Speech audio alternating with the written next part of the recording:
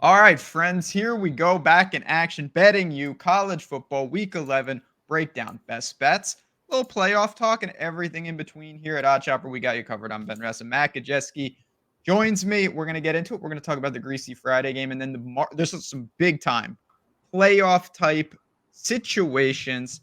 How are we feeling? I'm going to ask you about the playoff. What is going on as we head to week 11? There's a lot that will be settled this week, especially in the SEC. But yeah, we had a lot of Big 12 teams lose, and I'm not sure what they're going to do with the Big 12 and the ACC. I guess to get right into that, we're most likely looking at 4 from the Big 10, and I think that's maybe a little short-sighted by the committee, with the SEC just being way stronger top to bottom. The Big 10, has like 4 good teams, 2 or 3 decent teams, and then 8 horrific teams. But they're going to get more teams out of there undefeated or with 1 loss. So I think you see Oregon, Ohio State, Indiana, and Penn State. You just don't have very many tests for Indiana the rest of the way. It's basically Ohio State. They're 14-point favorite or so against Michigan and Purdue. That spread might be like 30 points. So I think Indiana is almost a stone lock to get in.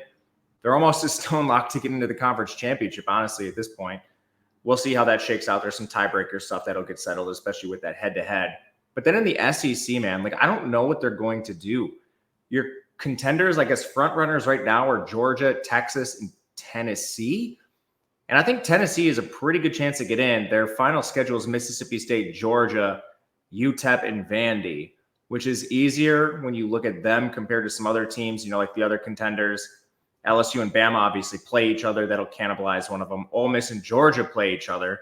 So that'll cannibalize one of those teams. Tennessee, if they can take care of business, is in a pretty good spot, as is Texas. And then what do they do with the ACC and Big 12? Do they take 2 ACC or 2 Big 12? SMU is actually in a really good spot. I know your team. They are. They play BC, Virginia, and Cal the rest of the way. We're likely looking at a Miami SMU conference championship. And I don't know. What do you think? Do you think they take 2 Big 12, 2 ACC? I don't think they take 2 of both, nor do I think they should. I definitely don't think they should. I don't think they will unless it breaks the right way. Like if it's Miami versus SMU and SMU wins, I think they definitely take 2. To me, that's pretty clear. But the only undefeated team in the Big 12 is BYU. Yeah, they're not going to. Do you think if BYU doesn't go undefeated, they make it? Assuming they obviously don't get the auto bid. If they lose in the conference championship. I think 1 Big 12 team gets in. So do I. I think 2 ACC teams get in, though. I agree. And then, obviously, Notre Dame and Boise to round it. Nice Notre Dame's schedule is just such a joke. They play Florida good. State, Virginia, Army, and USC. Yeah, it's insane. They shouldn't get in, but Boise's schedule is also a joke. Nevada, San Jose, Wyoming, Oregon State. I mean, outside of UNLV, the Mountain West is basically an FCS conference right now, Boise included, Boise and UNLV. The conference is just a joke. This it's not actually relevant because it's not going to happen. But what does Washington State qualify as? They would need to win just an at-large bid because they don't have a conference. So, but they don't count in the Boise State eligibility. Technically, the Pac-12 is 2 members. Yeah, I know, but they're not the best G5. They don't count. I actually haven't looked that up, so don't let me talk out of turn. I mean, it doesn't matter. It's not. That's my guess, but I don't that team sucks. Yeah, they're no good. They're just 7-1. I know, which is wild. That's what happens when you play Hawaii and all these horrible Mountain West teams. Last question. What if I don't see this happening by any stretch? What do you think would happen if Boise State lost? I haven't even looked at who the next G5 team is. I don't know. UNLV is 2 losses, do they not? They do, and Boise beat them. But I don't think there's any other contenders. People are going to say Army. Army has played the weakest schedule in the country. Army is about to get absolutely demolished a couple times, as Navy has. I don't know what they would do. It's not going to happen, so it doesn't matter. But Conference USA dead. Sun Belt pretty dead. AAC, I guess Louisiana, actually. It would be Louisiana, wouldn't it? Probably. They lost to some P4 teams. Didn't they play like Oklahoma or something? Louisiana lost to they lost to Tulane. That's it. Tulane. Tulane is live. I think they were the team that played Oklahoma, actually. Yeah, they were. So. They're okay. Memphis stinks. Not actually, but they're just not as good as they should have been. The Mountain West is kind of already, if Boise lost, they're kind of dead, I think, because UNLV already lost to Boise and Kansas. Washington State changed the rules. Anyway. Just put in Bowling Green. I don't care. Sure, Bowling Green. Bet them already. All right, let's get into this. Here we go, friends. Hit the like button, by the way. Subscribe to the channel. We'll talk about all sorts of ways to get involved. But it's time to start making some bets. And we're going to start with the Friday game. Iowa and UCLA. All year, one of the themes has been these travel games. I think that the books, maybe they haven't, maybe they have. It's just not spreads that I thought I would see. This one is now pushing towards a touchdown favorite for Iowa. What do you make of it? I'm no fan of UCLA. Yeah, it's exactly that. I'm surprised this came in below 7 points, but I waited on it just because this was a little weird to me. And UCLA fresh off a win against Nebraska, which was not expected. But, Raiola did get hurt in that game. I'm not sure Nebraska's really that good to begin with. So I'm not going to come out here and say that was a great resounding win for the UCLA program. Other than that, I mean, they beat Rutgers, who's decimated by injury, in Hawaii. Those are their 3 wins. It's not exactly a great schedule they've played. They have some of the better teams in this conference. But at the end of the day, I'm not really a fan of Garbers. I don't think this team has a good foundation around them. The offensive line has been really hurt this year, which isn't necessarily their fault. But they're 123rd in pass blocking, 128th in run blocking. Iowa has an excellent O-line just in comparison. 9th pass blocking, 30th run blocking. The defense is not even close. Iowa's 7th overall. UCLA's 116th. And they're 118th against the run. So now that you have Sullivan in the game, who's actually competent and can walk. Cade McNamara is like in a wheelchair basically at this point. He can't do anything with his legs. The offense has come alive, and they've actually shown something the last couple of weeks. They had a 40-point outing with McNamara in there, but then they just put up 42 against Wisconsin. The week prior, 40 to Northwestern, 40 against Washington. They have scored a lot of points outside of the Ohio State game. They've scored at least 20 points in their last 6 games, and in 4 or 5 of those over 30 points. In 3 of them over 40. This offense is pretty decent, and I think they're going to move the ball on UCLA. I don't think UCLA is going to move the ball on Iowa with their horrible offensive line. They still have a ton of injuries at receiver. They're allowing a 44% pressure rate. I mean, it's a complete disaster for this team. So the only thing you could really point to is, okay, Iowa has to go across the country. It is a short week. It's a short week for both teams. But, yeah, I mean, people seem to really, really think this travel matters. I don't. I tend to think it doesn't matter either. You mentioned the personnel advantages. Not the biggest fan of Iowa either, but if I do get involved with this Friday game, it's going to be on the Iowa side. That spread didn't make sense to me the minute I saw it. And it didn't make sense to you either. We talked about that independently. We also, we'll get into some of these games. We didn't really recap it last week. I'll just say, how about those SMU Mustangs? I got to get my victory lap in there. They look good. But let's talk about, I think this is the game. And there's a couple parts to it. And I'm talking about Georgia and Ole Miss here. Big time matchup, no doubt, playoff implications. The Dogs have to hit the road. They are a road favorite in Oxford, 2.5, 3 points. Obviously, I want to hear about a side that you're interested in, but I also want to just ask you, is Ole Miss in a do or die situation? Do they have to win this game to make the playoff? Yeah, for sure. They already have 2 losses, and they have bad losses. Bad losses. That's the problem. Like, Kentucky is a corpse. They should have won that game, and I think you can say won both the games they lost, in my opinion, but that's neither here nor there. That's literally exactly what I was going to say. And that's just Lane Kiffin special, man. So in this contest, maybe they get up because they're a slight underdog. But overall, I think this team does have some advantages. They're at home, so that's something that's interesting to me at the very least. Carson Beck has been atrocious in their last couple games. I'm not really sure why. Some of it I don't think is quite his fault. The Texas game, he had 3 interceptions, but only 1 turnover-worthy play. That was just one of the games. Most recently, he had 3 interceptions on 3 turnover-worthy plays against Florida. So, I mean, we're starting to run out of excuses for Carson Beck. He has 8 interceptions in the last 3 games, and that's now 11 on the year. Completion percentage down, yards per attempt down. The O-line is getting a little bit better. Tate Ratledge did return, so I think that is going to be okay for them. He didn't play a full allotment of snaps. They do have some defenders out, Smail Mundon and Jordan Hall, but it's just 2. Prior to that, they were down like 3 or 4 guys. I just don't know what this Georgia team is doing. They played very competitive games until Lagway got down. Like, I thought Florida was live to win the game overall against them. Texas, I mean, outside of like the crazy turnovers, neither team really did anything. It was kind of a miracle Georgia was able to put up 30 with how bad Beck played. I mean, a 10-point game against Mississippi State.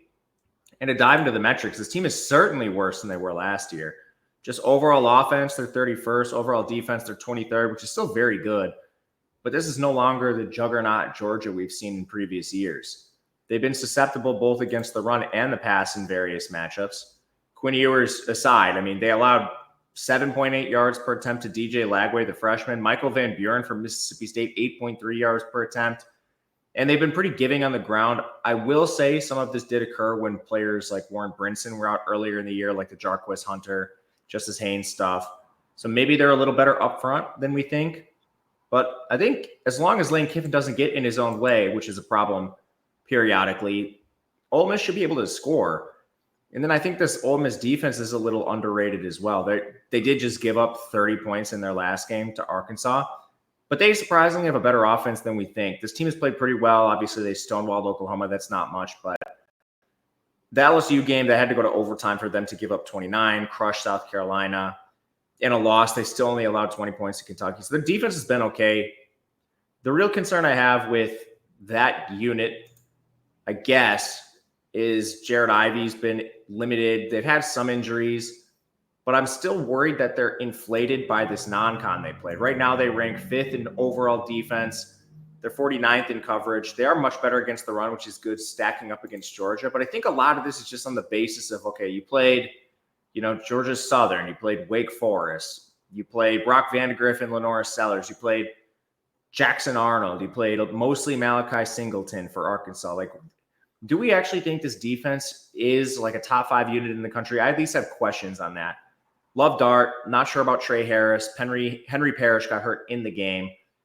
Caden Prescorn only played 3 snaps on offense. They definitely have some injuries to worry about. I think they're the less healthy team at this point. I see advantages both ways, which leads me to just passing on the game, honestly. I'm more in that camp as well. If I had to make a pick, I would take Ole Miss money line and just roll the dice. I think they're definitely live to win. You mentioned the home field advantage. I worry a little about personnel, but I also think it's hard to quantify that Georgia's been in, they've been in this SEC. They've just had a murderous stretch. They've been in very difficult games. You mentioned the Florida game. That wasn't indicative of what we saw last week. Like, that was, Florida just can't catch a break. That coach, he's got his own issues, but they also can't catch a break. I think they should have lost. Like, I mean, it's just insane. It's Florida's better than people think. It's just way better. I said that to you last week, and you said not even close. Like, if Florida was in the Mountain West, they're undefeated. I bet Florida. And we were lucky to get there, but you also had it at like 17. You took multiple points of closing line value. And we were lucky in a sense that it got there because Georgia just on the run out. Yeah, on the run out but I mean, like, Lagway getting hurt is also lucky in the other direction. 100%. Yeah, Florida was the right side. I don't know what the right side is here. Yeah, I agree. Same question. And I think it's maybe the same answer, but to me, it's a different discussion within. You've got Alabama and you've got LSU. Can the loser of this game get in the playoff? No. Another do or die. That's why this is such a good slate of games. We have 2 elimination games in the SEC, which is wild to say because if you put these teams in the Big Ten, all 4 teams we just discussed would be favored over Indiana. Oh my God! Yeah, no offense, Indiana. Yes, they would. I knew you'd like that one.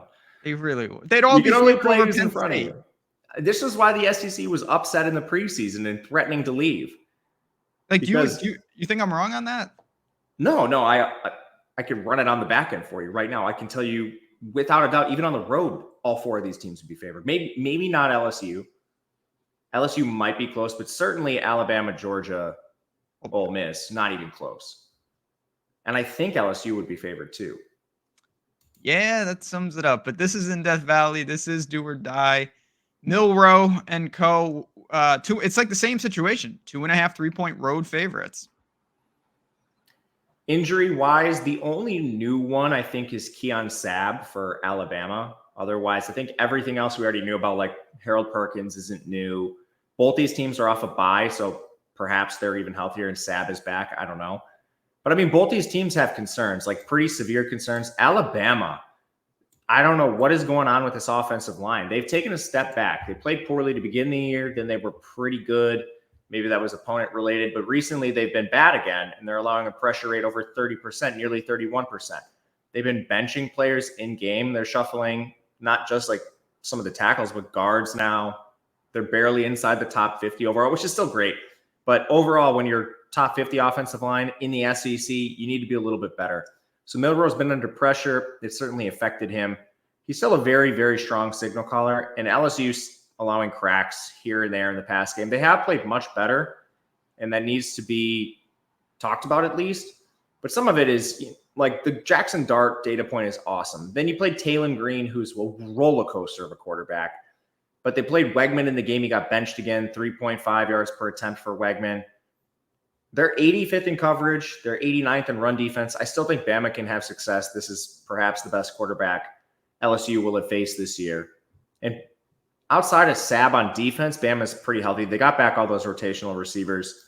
They did lose one for a year. I believe it's Cole Adams. Get him and Cole Odom, I believe, mixed up continually. But anyway, on the other side, Alabama's defense has been a concern for them as well, especially in the secondary. They've rotated a lot of guys. The true freshman, Xavier Brown's been picked apart at times. Nussmeier he's like college Jameis Winston. He has like these amazing plays, 20 touchdowns, 9 picks, which is kind of bad for him because he only has 10 turnover-worthy plays.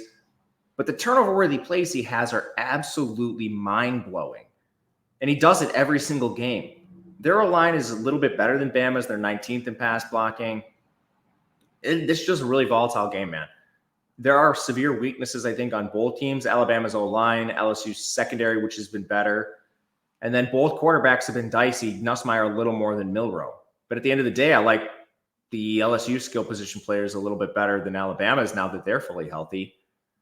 Probably a pass. I do prefer Alabama if forced to take a side. But the current addition to LSU, I think, is a little bit underrated. I guess one last thing to mention, LSU is 102nd in special teams. This has been a consistent problem for Brian Kelly. What in the hell is he doing on special teams? I don't know. Yeah, I mean, they have multiple problems against Texas A&M, but one of them was certainly field goal kicking. Just a mess. The other thing, and again, maybe they addressed this during the bye week. Maybe they just weren't prepared. Marcel Reed destroyed them on the ground. They better fix that before Milroe comes to town. I don't understand why they can't stop mobile quarterbacks, but they seemingly can. They got crushed on the ground by everyone. Le'Veon Moss, 5.9 yards per carry. Amari Daniels, 7.6. Marcel Reed, 6.9. And that's a weakness of their team. I mean, they were very, very weak there coming into the year. They lost Gulleroy way back when. Definitely up front is a concern for this team, too. I mean, the secondary, since they got Zy Alexander back, has been better, but I still think that's a concern. They have pieces that can be picked apart in the secondary. Their run defense, they just don't have the personnel to play strong run defense. Now, Bama's been a bad run game. What they did at running back this year was flat out negligence. I don't know how you come into the year with Justice Haynes and Jam Miller as your top two guys. But Milroe's mobile, so there are outs to Alabama rushing it. It's Bama or pass, in my opinion. Don't love the spot. Going to Death Valley is always going to be hard. Yeah, keep an eye on it. There's some 2.5s popping up. It needs to be that. I can't take a 3. Yeah, it absolutely does. All right, we're just getting started here, but I want to make sure, this show, whether you're skipping around or not, if you've landed on this point, pay attention, pause the video and listen and take a second to take advantage of this. If you haven't been over to our Tails Marketplace, first of all, it's awesome. You get the ability to get in our Discords. You get the ability to get plays synced right to your device. You're talking through plays. You're getting early access. You're getting closing line value. All of it's great.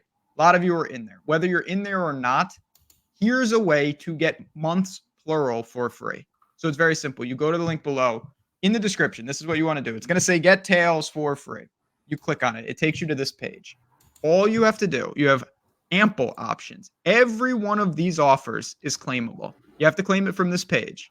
Find one that you've been thinking about. Maybe you're in a Bet365 state and you said, oh, yeah, I was going to do that anyway. You still get all the bonuses. Maybe you say, man, I'm not actually signed up on Caesars. You still get all the bonuses. You press claim, you follow these instructions, and you send us that screenshot. You will get a full month and you can apply it anywhere. You're going to get a month of Matt, a month of me, a month of someone else. If you do 2, you could do 1 and 1. You could do 2 months. It is that simple. I know a lot of you have taken advantage, and normally I say, then you're not eligible. Everybody's eligible, whether you've done it or not. There's so many offers to claim. I don't know anyone that's claimed them all. So you have an opportunity to do that. It's super simple. It's super easy. Just go to this page, follow these instructions. Again, the link is below. Take a minute, go back if you have to, and re-listen. Worth your time. You're talking about a lot of value. Month per claim. Now, honestly, I wish I could just end the show there and just be a perfect little show, but we got to talk about some of these other Muppet teams. And now we start with Penn State, who once again, I'm not complaining because I had Ohio State. Penn State had every opportunity in the world to win that game, and they just didn't do it again. Franklin, I don't know. They should win here, though. They're 13.5-point favorites against Washington. What do you make of Penn State? I'm a huge advocate of giving guys a leash, especially when you've been awesome as a program and you get unlucky in these big games. You know, like it happened with Jim Harbaugh. He wasn't a winner in these big games until he was, to a point.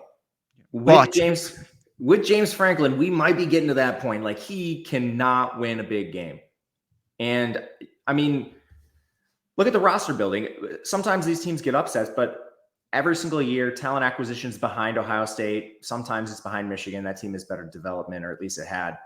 But I mean, there's teams behind Oregon in talent acquisition. They just don't recruit at a level that is up there with big guys. They don't hit the portal like these guys. Coming into the year with Julian Fleming as your on paper wide receiver 1 is negligence. Like, Ohio State had a plan. They went out and they get elite receivers recruiting every year.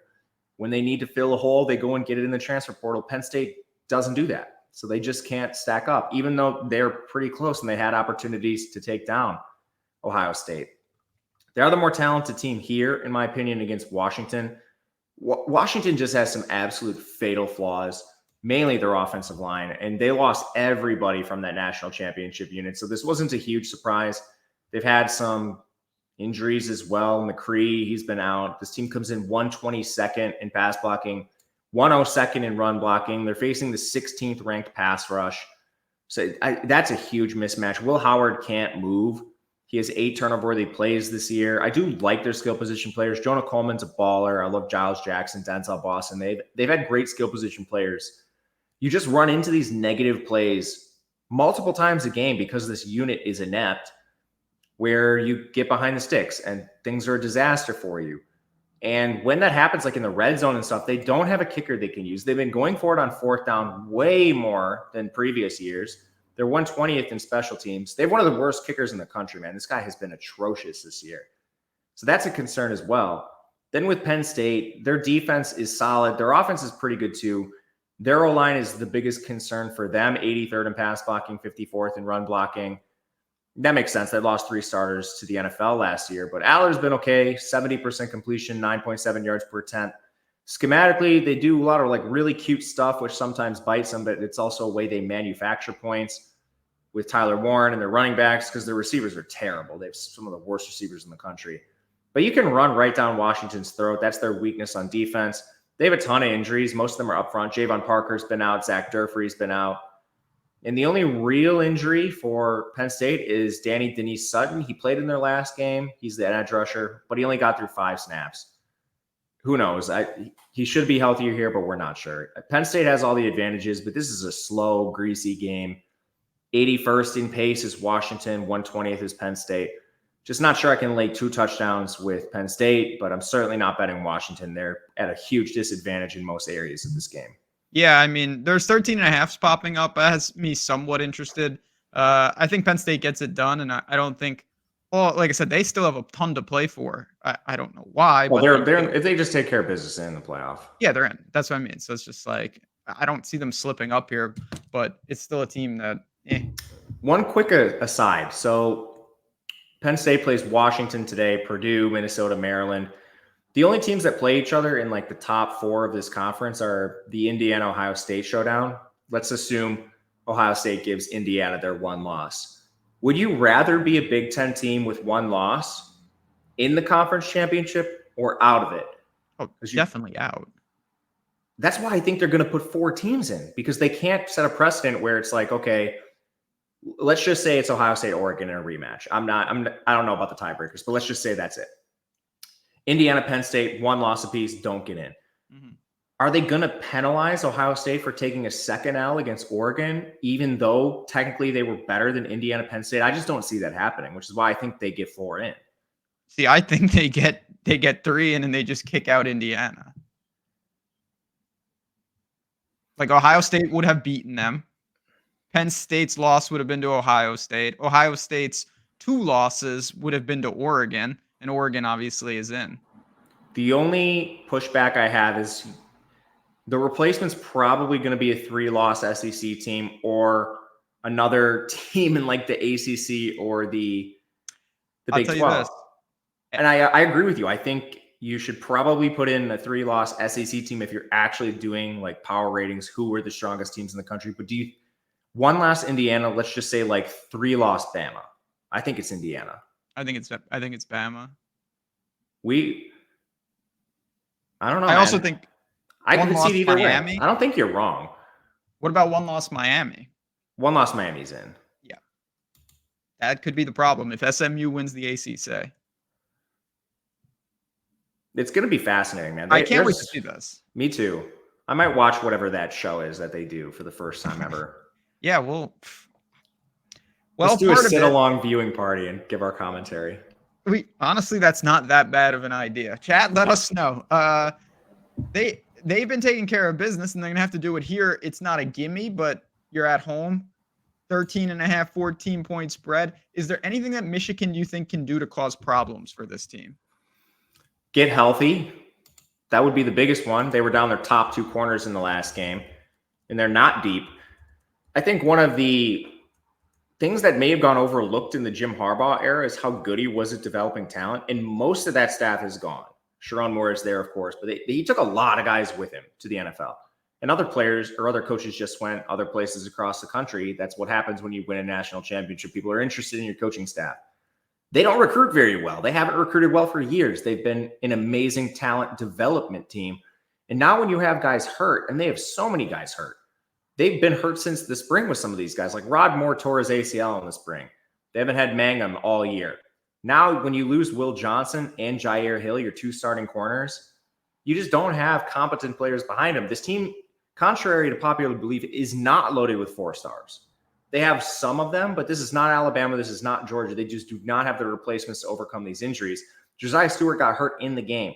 They were down 2 offensive linemen in the game. They just don't have enough players to withstand these injuries. And they're already working from behind because they have horrible receivers outside of Colson Loveland. They don't have any quarterbacks that are difference makers. Davis Warren, he's not a negative. Like Tuttle and Orgy, when you put them in the game, they're just stone negatives unless you're doing design run stuff with Orgy. Davis Warren is a game manager. He won't lose it for you, but he can't win it either. Indiana is fully healthy here. Don't have a single starter flag for injury risk. Rourke is completing 73% of his passes, over 10 yards per attempt. Only 6 turnover-worthy plays. The O-line is awesome. If Michigan was at full strength, I would have a lot more concerns with Indiana in this spot. But I think a lot of people coming into the year were assuming this was going to be Indiana's toughest test to date. At this point, I'm not I think Washington might be better than Michigan. Indiana killed them. And it hasn't been a hard schedule. I'm just waiting for like this potential opponent who Indiana is going to be outmatched against. But at this point, the current edition of Michigan is so hurt and so bad. They might get slaughtered by 30 points, dude. They just do not have competent players, Big Ten players that are actually playing right now. Are you looking to lay 14? I thought about it. It was 13.5. I missed that, obviously. 14 is always going to give me pause, especially when it opened under that. I don't know. Yeah. What do you think? I mean, I'll be honest. I thought that Michigan State could have done something last week, and they got off to a quick start, and I was like, I probably should have done more with that. And then 50 points later, Indiana's just doing it. And everyone's gonna label me. I love Indiana. I hope they get in so badly. I don't know. I legitimately don't know. If it's between them, one loss, and hypothetically 3 loss Bama, I don't know what the committee's going to do. They're going to really piss someone off either way. Well, I mean, they have to take care of business here. This is one I think I'm going to let the line make a decision for me because I don't really care about missing this. If I wait and it pushes to 14.5, I'm just not betting it. If it stays at 14, I can reassess towards Saturday. If it goes back to 13.5, I can snag it and get a good number. That's kind of how I'm playing it. Yeah, I wish I hadn't waited, but I'm not being as aggressive right now. All right. Another team that, even though I don't really understand, they are in fact undefeated, and that would be BYU's just doing whatever they're doing. I keep waiting for them to get tripped up. This seems like a spot where that could happen, but I got to ask you what's left with the carcass of Utah, honestly? Like, they just strike me. Do they have anything left at this point? I don't think so. They did get some defenders back, but they still have a ton of defenders out. Just a couple. So the guys that came back were Connor O'Toole on the edge. He still didn't play full snaps. And then Karen Reed came back, but they still. So here's the guys that have been missing. Junior Tafuna at defensive tackle, Keanu Tanuvasa at defensive tackle, Aliki Vamahi at defensive tackle, Cian Fotu at linebacker, Levani Damuni's been out all year. Keenan Johnson's been out most of the year at corner. I mean, those players are all contributors. Not all of them are like locked in starters, but that's a ton of production that you're missing from this team. They also obviously lost Cam Rising. They lost their wide receiver too, Money Parks, in the last game. He's out for the year. Their right guard didn't play in their last game. Some of these guys might return, so you have to watch it. But this team is by far more banged up than BYU. BYU basically has just been out Cody Epps and Connor Pay.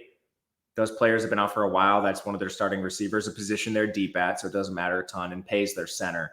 They've been able to overcome that somehow. Like that, this BYU team has put it together, man. And their efficiency metrics are awesome now. 27th in pass blocking, 51st in run blocking. They've withstood injuries. They were down to like walk-on running backs at one point. Now you have LJ Martin back. He's going to play in this game. I know he got dinged up a little bit in the last game. Everything coming out of there is fine. Their receivers are good. Chase Roberts and Lassiter. Like, Lassiter is an Eastern Michigan transfer. And he comes in and like, he wasn't even very good at Eastern Michigan. And somehow this coaching staff develops him. I don't know. Defense is 48th. They don't really have a clear weakness anywhere, just pretty solid across the board. Utah is now going to some combination of Isaac Wilson and Brandon Rose. This seems like a short-sighted decision to me. Wilson is a 4-star freshman QB. Like, he has some promise if you would develop him. He's in a really bad situation. But I mean, are we really going to go to Rose? He's thrown 15 pass attempts this year, and he has 2 turnover-worthy plays.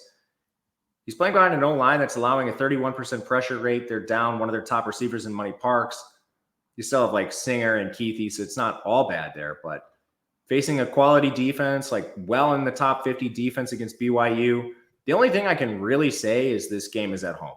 And Utah does have good home and field advantage. But I took this -3.5, BYU, riding with it. Utah just lost to Houston. Yeah, that's just sad. And then again, maybe Houston's taking them all down lately. But man, nobody in the world cares about this, but it just made me think of it. There is no one in the world that murders bad basketball teams like Houston. I turned on the Houston game last night. It was legitimate. I think it was 43-8. That team shows anti-mercy on the hardwood. So shout out to Houston basketball. Just had to mention that. You missed quite a game against Jackson State. Anything else for this one? I'm with you. I thought this was the spot, but it's just not in terms of knocking BYU off. Yeah, BYU, I think the spot might be next week or the week after against Kansas or Arizona State. I'm on them this week. Yeah, Arizona State. All right. This team, okay. This was the culmination of a season of ineptitude for Auburn, by the way.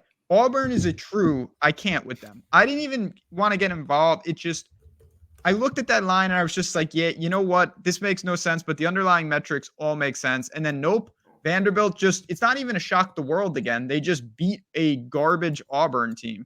Good for them. Vanderbilt's back at home now. South Carolina looked awesome, but South Carolina has crazy home field advantage somehow. They don't get that here. 3.5 point spread. What do you think about can Pavia just do it again? He might be able to. This game gives me a little more pause. It's kind of weird. You have, I think, sort of diametrically opposed teams. Vanderbilt's defense is really bad this year. They would be a pure shutout team if they didn't play so slow.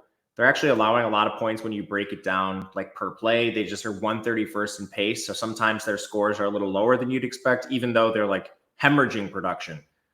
And some of it is just like they don't rush the passer at all. They're 59th there. They played some teams that are completely inept. You know, like their non-con wasn't all that difficult. You played Kyron Jones, who actually diced him up for 9.8 yards per attempt. You played Georgia State. You played like Ball State. So some of this is really noisy for this team. I don't think Vanderbilt's defense is any good. But South Carolina's offense is horrible. Starts with their O-line, 114th there, 126th in pass or run 126th in run blocking, 114th in pass blocking. There and the unit just stinks. They have two transfers, really low-level guys, starting a freshman left tackle, which is a horrible offensive line. Somehow they've been able to run the ball despite that with Sellers and Sanders. It's actually been a decent running unit, but Sellers has been lackluster at throwing the ball. Maybe that is a result of pressure, but he's 9 turnover-worthy plays, only 5 big-time throws, 7 touchdowns. And I think a lot of this is the O-line, but they also have horrible receivers. The most talented one they had, Mazio Bennett, he is a 4-star freshman. He got hurt in their last game. I don't think he's going to play here. Vandrevius Jacobs also got hurt. So now you have to rely on some really dusty guys like, I don't know who they're even going to play. Certainly not Nick Harbor at this point, but just bad offense. So what wins out here? You have the bad South Carolina offense against the bad Vandy defense. Who knows? And then Vandy doesn't have good offensive metrics. It's just they have an absolute wizard in Diego Pavia. He's been able to navigate a 39% pressure rate, 118th in pass blocking, 109th in run blocking. Somehow he only has 3 turnover-worthy plays, and he's averaging over 8 yards per attempt, and he's averaging 4 yards per carry. He has 563 rushing yards. They don't have anyone who's any good on this offense outside of him. He's elevating talent like dusty players. I don't know, man. This is a very, very greasy game. I'm somewhat interested in the under. If Vanderbilt's defense can stifle South Carolina, who it's not that easy to stifle, or not that hard to stifle them, and then I don't know if Vandy has as much success scoring as they have at previous stops. This is a great South Carolina defense. It is. I'll give you that. No doubt about it. I really worry about South Carolina when they get away from home. I just don't really like them there. They've only played. Now they've looked all right on the road, but I'm interested in Vanderbilt a little bit. Maybe a greasy under. You mentioned that, but I mean, Vandy's been playing awesome. It's really crazy because it does not make sense. But Pavia is that good. They made a bowl game. They locked it up. Yeah, man. I don't know. 3 and a hook is out there, readily available. It's going to be that side or pass. I'm not back in South Carolina on the road. This game, I don't. I had a good week 10. The one spot I don't understand what happened is Clemson. I do not understand how they no-showed at home against Louisville, and they couldn't move the ball. I don't understand what happened. I wanted to short Clemson in this spot, but it's all messed up now. What happened last week to Clemson, or were they never that good to begin with? That's what I think. Yeah. I've been saying this since week 1 when they got absolutely bodied by Georgia, and then they played the easiest schedule I've ever seen outside of Army. This team played App State, NC State without a QB, Stanford, Florida State without a QB, Wake Forest and Hank Bachmeier, Virginia and Cole Andrea. Like, is a single one of those teams in the top 100? Yeah, of course, Klubnik is going to look like Peyton Manning when you're playing those horrible teams. Then I didn't think they were going to lose outright. I mean, Louisville's no good. That's the thing. I didn't disagree with that. I didn't think Louisville was any good. Part of the reason was injuries. They did have a ton of them in the game.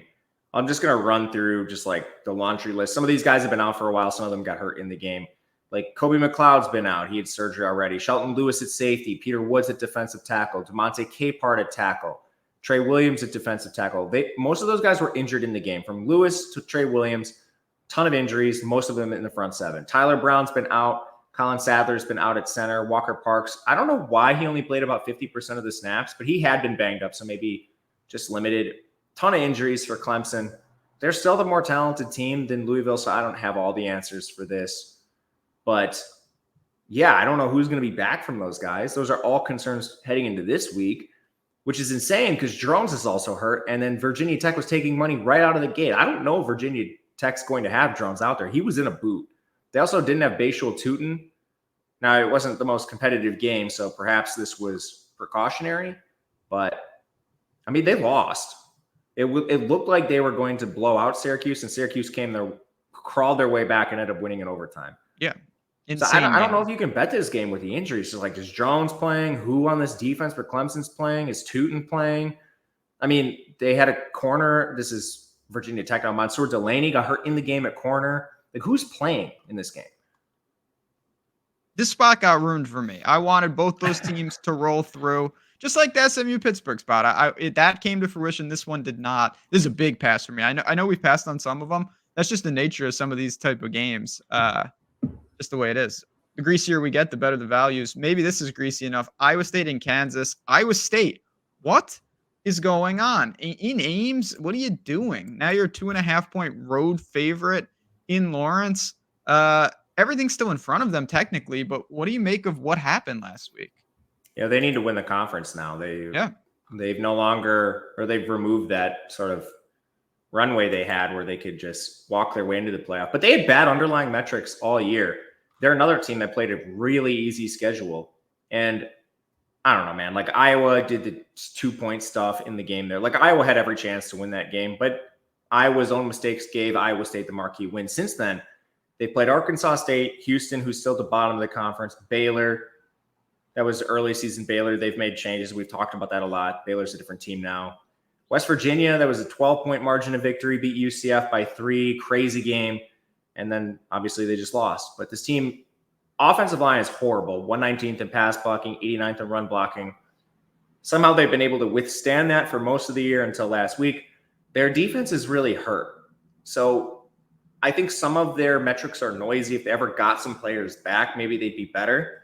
Will McLaughlin's still out. Caleb Bacon's still out. Those are 2 linebackers for this team. Kyle Brazina was supposed to return in this game. He only played a couple snaps before he had to exit again. So we're talking like third-string linebackers out there. J.R. Singleton, one of their stud defensive tackles, opposite Orange, he was out. They don't have any depth there.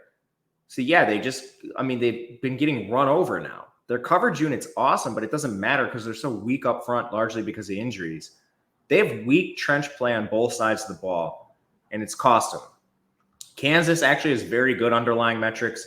This team has 3 games with a positive post-game win expectancy that they lost. I am still baffled by Kansas. I want to bet them here, but my hesitation is I've bet them basically every game this year, at least in the first month. Against like Illinois, UNLV, West Virginia. Like how many times did I have them to start the year and they just lost outright in games they should have won?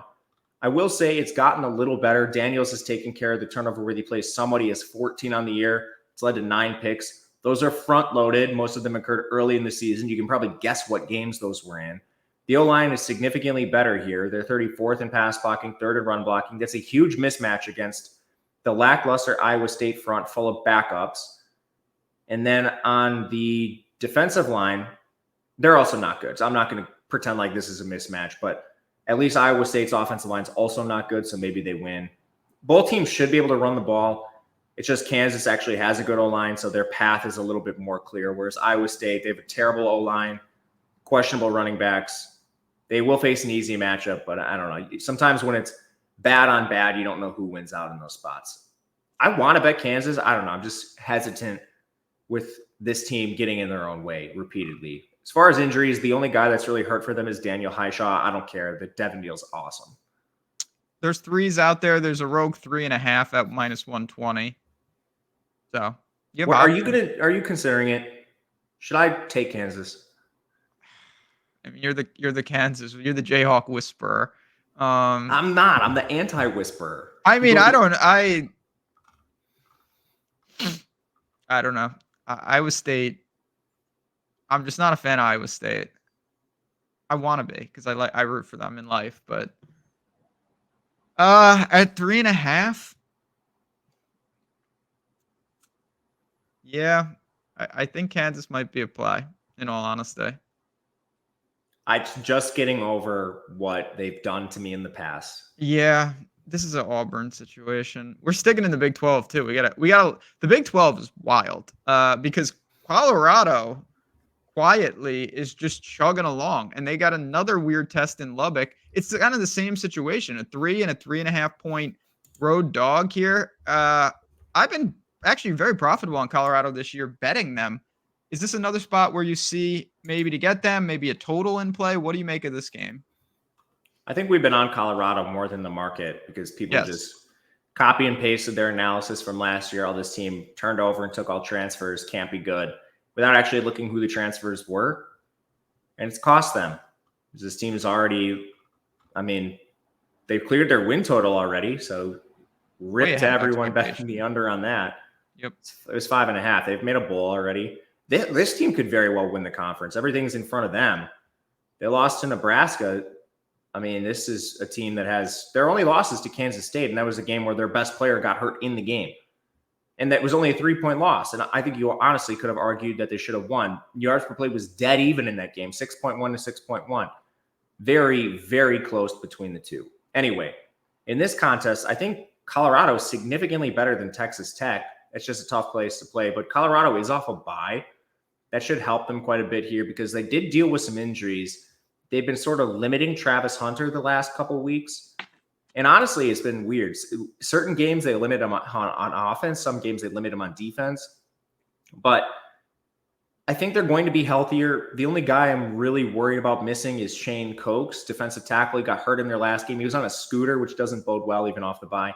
But maybe they get back Dan Hayes. Both of them played defensive tackle. Hayes has been out for weeks now without really any update.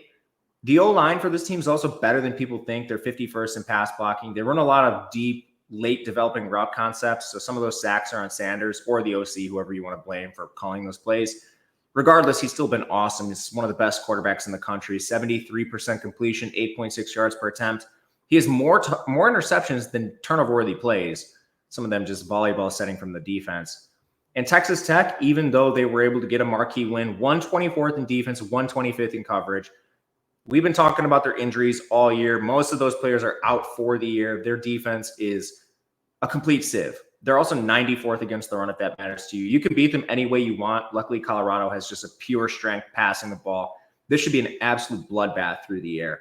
I think the question is, can Texas Tech do anything? Their offense has been pretty good. It's been somewhat volatile with the 11 turnover-worthy plays Baron Morton has. But their O-line, 12th in pass blocking, 76th in run blocking.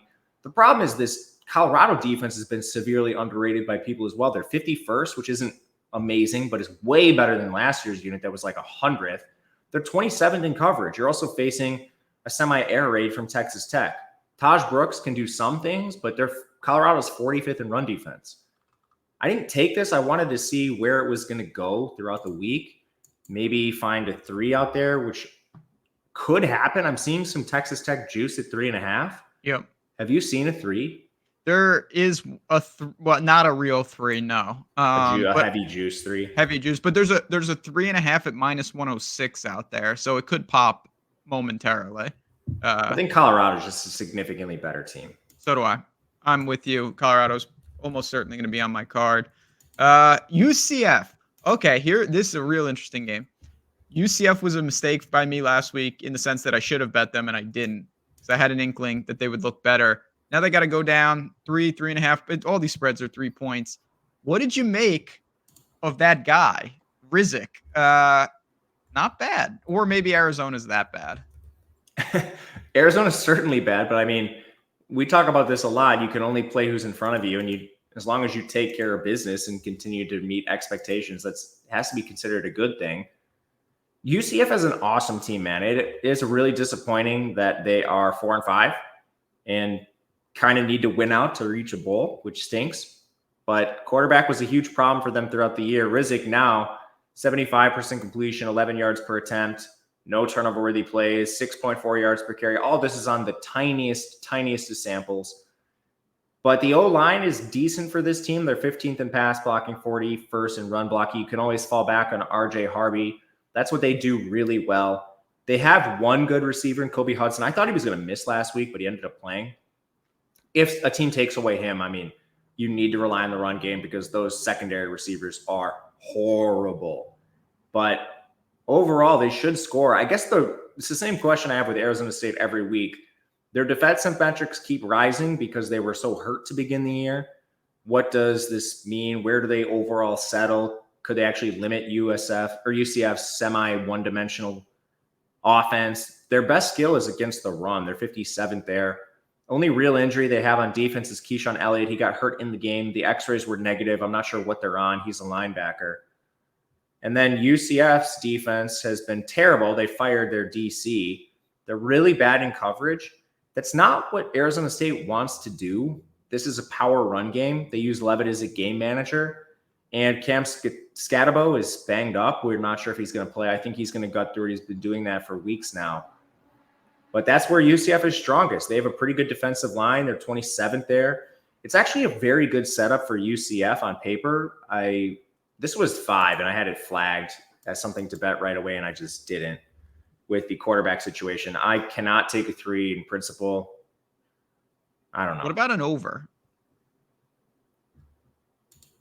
Arizona State, 82nd in pace. UCF, 29th. I don't know. I like Arizona State's strength is going up against UCF's strength in defense. I think Arizona State's defense is better than the metrics because of injuries, but I don't know how good. What's the current number? I see 56. There's a 55 at -110 out there. 55.5 at -110. I'm honestly more inclined to go under. Okay. But I don't feel strongly one way or the other. No. I mean, I'm more inclined. I think that I'm just very, very enamored with this UCF offense right now. I know it's a super tiny sample, but I'm counting, and again, it's garbage time, and it's probably because I saw it with my own eyes. I'm counting what I saw against BYU a little bit, and what I saw last week. I don't know. I guess the hiccup I have is if this guy's so good, how did he come in as the 4th stringer? I don't know, but it seems the thing about UCF, and you already said it, UCF could have made the playoff this year. They were that good of a roster. Like, they have everything you need. It just didn't work. So I look at this team. If they had a competent quarterback the whole time, UCF would be favored here easily. Yeah, that's true. Like, I don't know. I've got kind of just like the ick with this game. I mean, who knows? This Rizek guy, I mean, like you said, what the hell are they doing if he's the 4th string and he turns out to be, I have it on pretty good authority, he's not going to average 11 yards per completion, 6 yards per carry, and not have no turnover worthy plays all the time. If he is, I mean, I assume he's the quarterback of the future. Yeah. Like, I don't know how old he is. I mean, isn't he a freshman? I think he's a red shirt. Okay. We'll say. I don't know. I don't think he was ever supposed to be anyone that saw the field for this team. No, I don't either, but he has. And that's going to be very, very interesting. Yeah, I might look to an over. I've been timing my totals pretty good this year. Shout out to UAB for hanging 60 points last week. All right, let's get to another game, then we'll recap best bets. And don't worry, any games we don't get to, you guys know, second episode of Betting You coming out this week. Please, please, please share and like and support. And again, I already mentioned, I'm going to do it one more time before we get out of here, how to get involved with us and get inside the ropes to get these picks early, to get closing line value, to get the props, that your prop sheet that I've been tailing, all sorts of sweats. We're betting Charlotte receivers that I've never heard of, only the best. That's how we roll. Florida and Texas. Okay. This is going to be very interesting because did Texas play last week? No, they were on a bye. Okay. Yeah. North of 3 touchdowns. In Austin. What does Florida, a simple question, what does Florida have left at this point? If Lagway plays, this number's it's too high. Yeah, but what if he doesn't play? Oh, then you can't bet Florida. Aiden Warner, oh my Lord. Who the hell is that? Some horrible quarterback. He has 25 attempts on the year, 3 turnover-worthy plays, a 36% completion.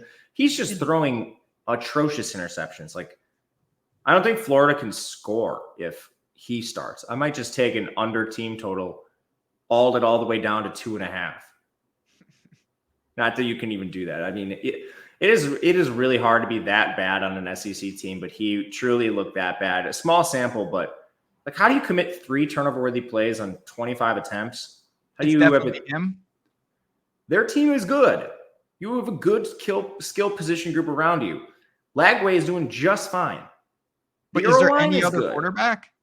What's that? Say Lagway's out. Is it guaranteed to be this kid? I think so. Okay. I mean, how many quarterbacks did they really carry? You know, that's the thing. Yeah. Okay. I mean, that's the whole handicap. You think he plays? You think Lagway plays? I don't know, man. It would look like a hamstring injury. You have to, I guess, worry about, like, part of Lagway's game is he's a decent runner. I don't know. They're probably trying to rush him out there because Billy Napier's his head is on the line. Job. But I mean, Texas is going to score. Florida has a ton of injuries. It's not just them. They're down like 4 contributors in their secondary at the least. Jason Marshall, Jakeem Jackson's been out for a while. Devin Moore and Deshaun Johnson were hurt. Eugene Wilson's week to week at receiver. Montrell Johnson's still hurt at running back. Obviously, 2 quarterbacks are out. This team is decimated. But they're deep, man. So, I mean, some of the replacements are younger, but you can't go like Lagway, a replacement himself. 5-star freshman, number 1 recruit in the country at quarterback. You just can't go to Aiden Warner. Like, eventually, the elite recruit backups run out. And then you got walk-ons and dusty guys. It feels like, correct me if I'm wrong, they've priced this that he's not going to play. I think so. Okay. Texas is getting everyone back off the bye, I believe. Texas is going to roll them. I don't know. It feels like a Florida or pass. If Lagway plays, I think this will cross 21. How does Texas keep doing this? Yeah, Texas is a wizard with this. They played Diego Pavia, Carson Beck. They did a good job against him. Michael Hawkins, congrats. Michael Van Buren, congrats. General Booty, Owen McCown, Davis Warren, Braden Fowler, Nicolosi. Like, I mean, Colorado State, man. I'll never understand that one. But I might just drop the hammer on whoever Texas plays in round 1 of the college football playoff, assuming they don't win the SEC. Gonna be interesting. But yeah, this one, you're not gonna mess around with Florida with an unknown freshman quarterback on the road. Just that's a bad idea, friends. What's a good idea though? You know what's a good idea? Getting some best bets in there. Even better idea, getting tails. I already mentioned this, but again, one last call. The link is in the description. We're talking about months of getting into the marketplace, and I'll just bring up the marketplace. You go right here if you ever want to search. There's all sorts of really sharp people, not just from OddsShopper on here. DK, DFS, Defy the Odds, Flurry Sport, all these different people. That's me. You see that, Matt. Everyone's here. Come on in. Again, you can apply a month to any of these packages. You can apply 1 and 1, 2 months, whatever you want, all by getting here and just claiming offers, and you get the bonuses on top of it. Simple, easy, effective. Just a good time all around. All right, fella. Let's see. What are we doing? This has been a weird show. I feel like there's been a lot of, intermediate spots, things of that nature. But if you had to sort out a first look, again, we're going to have plenty more plays. But what are you highlighting in these marquee games so far? BYU is my favorite play against the corpse of Utah. I took Kansas on the show, so what was the lean? I just actually put that through. So you should probably bet Iowa State because every time I bet Kansas, they lose. I'm going to bet Colorado, just waiting on a number. Hopefully we get a final -3. If I need to make a decision on a 3.5, I still probably will bet that. But it's looking like a 3 might pop, like a normal 3, not a super juice 3. So I'll wait on that, but those are my top 3. Yeah, I'm certainly with you on Colorado. Again, you want to shop these. We'll see where these move. I'm going to throw out I'm going to take a shot with Vanderbilt. I know that's like strength on strength, weakness on weakness. You give me 3.5 at home, I like it. I think it'll be a low-scoring game. And then honestly, if you want to circle all the way back, if you're looking for some action on a Friday night, I have no faith in UCLA. If you want these 6.5s, they might be gone by kickoff. So I think that Iowa makes a lot of sense as well. Look at that. That is ugly. I'm not going to lie. Maybe we'll see some clarity on these SEC games, maybe some live plays. Again, all part of the experience here at Odd Chopper. Friends, appreciate you guys tuning in. You know the deal. Like and support, help us out. Hit us in the comments with what greasy games you want on the next episode. We always take those requests. We'll be back better than ever talking about MAC and Sunbelt and whoever else we missed here at Betting You. For me, for Matt, and for all of us, good luck. Enjoy. Talk to you soon.